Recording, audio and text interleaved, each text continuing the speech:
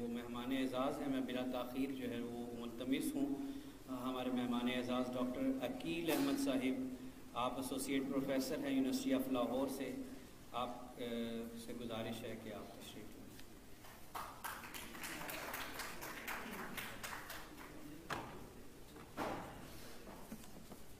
الحمد للہ وکفا وسلام علی عبادہ الذین اصطفیٰ، اما بعد فاعوذ باللہ من الشیطان الرجیم، بسم اللہ الرحمن الرحیم۔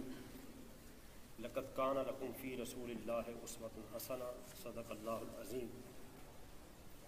بہت شکریہ القادر یونیورسٹی کا کہ اس نے عصر حاضر کے تقاضوں کو سامنے رکھتے ہوئے اس کانفرنس کا انعقاد کیا۔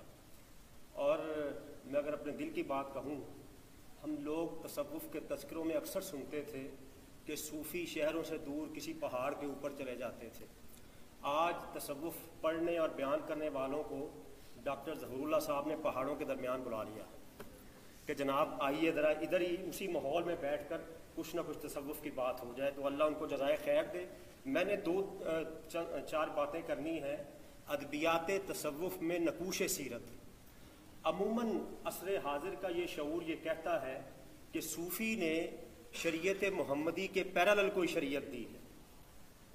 ان میں دیکھیے گا کہ اب ذرا دو چار باتیں جو میں عرض کرتا ہوں، پورا ادبیات تصوف، پورا لٹریچر جو تصوف کا ہے وہ وَيُزَكِّهِمْ اور والاحسان سے باہر نہیں ہے۔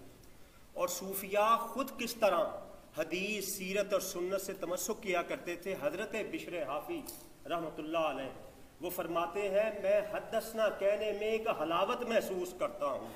وہ شخصیات جو حدیث کی اصطلاح سے مٹھاس پائیں، ان کو متن حضور سے، حضور کے متن سے کتنی لذت ملتی ہوگی۔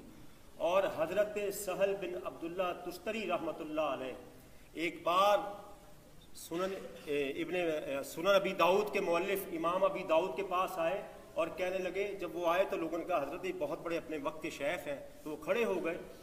تو شیخ تستری نے فرمایا کہ میں اس لیے آیا ہوں، میری ایک حاجت ہے جو مجھے آپ کے پاس لے کر آئی ہے۔ تو امام ابی داؤد نے دیکھا جب اتنے بڑے بزرگ ہیں، کہا تشریف رکھیے، میں کوشش کرتا ہوں آپ کی حاجت پوری کروں، بتائیے آپ کی کیا حاجت ہے۔ تو شیخ تستری نے کہا کہ اس زبان کو باہر نکالیے جس سے آپ میرے نبی کی حدیث بیان کرتے ہیں، میں اس کو بوسہ دوں گا۔ اور اس زبان کو بوسہ دیا۔ اس دور میں ابھی مجھے معاف کیجیے گا بدعت کہنے کا رواج نہیں پڑا تھا، اس لیے امام ابی داؤد جو سائے ستہ کا امام ہے، انہوں نے زبان باہر نکالی اور شیخ سہل تستری نے اس کے بوسے دیے۔ اب غور کیجئے، جس زبان سے صرف یہ بیان ہو قال رسول اللہ، اجلہ صوفیاء تو اس کے بوسے دیں، تو متن حضور سے، حضور کی کہی بات سے ان کو کتنی محبت ہوگی۔ اور حضرت جنید بغدادی رحمۃ اللہ علیہ، بغداد میں جو بڑے بڑے آپ جانتے ہیں، مکہ مدینہ کے بعد، حرمین شریفین کے بعد بغداد اور کوفہ ہی علوم و فنون کے مراکز تھے۔ جب کوئی حدیث بیان کرنے والے آتے، بڑے بڑے محدثین آپ کے پاس، فرماتے 200 حدیث بیان کی ہے نا، تو 5 پہ عمل کر لو، زکوٰۃ کا نصاب تو قائم کر لو، 5 پر ہی عمل کر لو۔ مقصد کیا ہے؟ حدیث کی روایت بنیاد ہے، اس کو اس کی شرح اپنے عمل سے کرنا یہ حقیقت ہے۔ صوفیاء یہ لیسن دیتے رہے ہیں۔ اور آپ دیکھیے کہ جتنی بھی فقہاء کرام نے ہمیں یہ بتایا، ہمارے محسن ہے کہ عمل کی جہت بتا گئے فقہاء کہ فرض ہے، واجب ہے، سنت ہے، مباح ہے، مندوب ہے۔ محدثین بتا گئے متن حدیث کے حوالے سے، سند حدیث کے حوالے سے۔ صوفیاء کیا بتا گئے؟ صوفیاء احوال مصطفیٰ کی شرح کر گئے۔ مجھے بتائیے، جب ہم اطاعت رسول کی بات کرتے ہیں تو کیا اطاعت رسول میں خشوع و خضوع نہیں آتا، توکل نہیں آتا، خلوت نہیں آتی، زہد نہیں آتا، احسان، تقوی، تبتل، یہ ساری چیزیں اتباع رسول کا حصہ نہیں ہے؟ اس کی شرح کس نے کی ہے؟ فقہاء کا اپنا میدان تھا، محدثین کا اپنا میدان تھا۔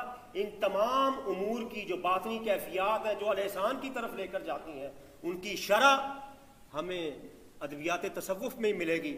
اور آپ کتاب اللمع سے شروع ہو جائیے۔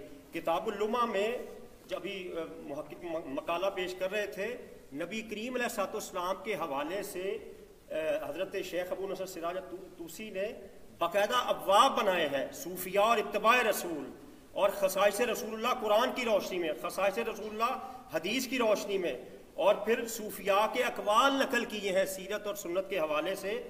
اور کیا فرماتے ہیں کہ سنت رسول کو اپنے اوپر قولن و فعلن جاری کرنے سے ان کی زبان سے حکمت کے چشمے پھوٹتے تھے. اور حضرت ذوالنون مصری کے حوالے سے نقل کرتے ہوئے فرماتے ہیں، یہ کتاب العلماء کے صاحب، کہ حضرت ذوالنون فرماتے ہیں کہ مجھے کائنات کی ہر شے کی معرفت ذات رسالت کے تصدق سے ہوئی ہے. اور آپ دیکھیے کہ اگر رسالہ قشیریہ کی میں طرف چلا جاؤں تو التوبہ، ورع، زہد، الشکر، مراقبہ، رضا، ادب، معرفت اللہ، یہ سارے سیرت کے موضوعات ہیں جو کہ رسالہ قشیریہ میں بیان ہو رہے ہیں. اور اس کے بعد ابن جوزی جو بڑے شدید اپنے مزاج کو رکھتے ہیں، اور ان کا دعویٰ تھا ابن جوزی کا اپنے وقت تک کہ رسول اللہ علیہ تحیت و ثنا کی جو حدیث بھی میرے سامنے بیان کرو گے ابن جوزی بتا دے گا کہ وہ صحت کے کس درجے میں ہے. انہوں نے کتاب صفت الصفہ لکھی تو آغاز سرور کونین سے کیا، اور مقدمہ میں فرماتے ہیں کہ وہ حضوری صفت الخلق اور قدوۃ العالم ہے، یعنی قدوۃ العالمین ذات رسالت ہے. اور ابن جوزی کے بعد آپ شیخ شہاب الدین سہروردی کو دیکھ لیجئے کیا کیا باتیں فرماتے ہیں. شیخ شہاب الدین سہروردی لکھتے ہیں کہ رسول اکرم کا وجود کائنات کا نقطہ آغاز تھا، یعنی آپ کے وجود باوجود سے ساری کائنات کو وجود ملا ہے. اور کیا اتنی نفیس کہہ لیجئے کہ باتیں فرماتے ہیں کہ نبی پاک علیہ الصلوۃ والسلام امت کے سامنے اس عالم میں جلوہ گر ہوئے کہ آپ کا قلب اطہر علوم الہی کا ٹھاٹھے مارتا ہوا سمندر تھا جس سے فہم و فراست کی نہریں جاری ہوئیں. ہر نہر میں آپ کے موج در موج قلب اطہر کا جو حصہ اس کے نصیب میں تھا بہنے لگا. یہی آب رواں جس کو جس قدر ملا دینی بصیرت کا حصہ بنا. یہی دین کی اصل ہے اور یہی دین کا تفقہ ہے. ہم اکثر بات کرتے ہیں کہ امام بخاری علیہ رحمہ ہمارے حدیث میں امام ہے. پہلی حدیث انما الاعمال بالنیات لائے. کشف المحجوب کا مقدمہ تو پڑھیے. کشف المحجوب میں بھی شیخ علی حجویری یہی حدیث بیان کرتے ہیں کہ نیت المومن خیر من عمل ہی، کہ مومن کی نیت اس کے عمل سے بہتر ہے. اور صرف کشف المحجوب میں 200 سے زائد احادیث بیان کی ہیں اور ایسے ایسے لطیف اشارے بیان کیے ہیں. اور آخری میں اس خطے کا ہمارا فکری امام ربانی حضرت مجدد الفسانی وہ واضح کر گئے. دیکھیے ہم تمام صوفیاء کا احترام کرتے ہیں، لیکن اگر بزرگان دین کا کوئی پہلو کسی کو سمجھ نہ آ سکے تو صوفیاء کا یہ منہج رہا ہے کہ اس کو اس طرف سے ہٹا کر کے وہ اس کا ظرف نہیں ہوتا، اس کو ذات رسالت کی طرف لے جاتے ہیں. اور امام ربانی نے اس دور میں یہ آوازہ بلند کیا کہ مجھے ابن عربی کا کلام نہیں، محمد عربی کا کلام چاہیے. مجھے فتوحات مکیہ نہیں، مجھے نصوص چاہیے. یہ کون کہہ رہا ہے؟ یہ امام ربانی. اور عموماً یہ جو تصوف میں بیان کیے جاتے ہیں لطائف ستہ، اور امام ربانی فرماتے ہیں اپنے ایک مکتوب میں لکھتے ہوئے یہ سب کچھ بلکہ روح، سر، خفی، اخفا کے تمام کمالات حضرت سید المرسلین کی تابعداری پر وابستہ ہیں.